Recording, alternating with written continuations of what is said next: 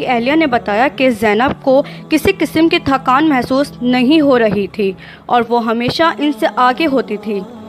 हज के बाद वो मदीना मुनव्वरा गई और जब वो रोज़ा रसूल अल्लाह सल्लल्लाहु अलैहि वसल्लम पहुंची तो ज़ैनब का चेहरा चमकने लगा। इन्होंने कुरान पाक को अपने सीने से लगाया और बुलंद आवाज़ में कलमा शहादत पढ़ा और इसी लम्हे वफ़ात पा गईं। ज़ैनब को मदीने में जन्नतुल बाक़ी में दफनाया गया। अल्लाह ताला हमें भी ऐसी ही खूबसूरत मौत अता फ़रमाए। आमीन सुम्मा आमीन। अगर आपको मेरी वीडियो अच्छी लगी तो उसको लाजमी लाइक करें और सवाब की नियत से अपने दोस्तों के साथ शेयर करें। मेरा चैनल लाजमी सब्सक्राइब करें। शुक्रिया। अस्सलामु अलैकुम।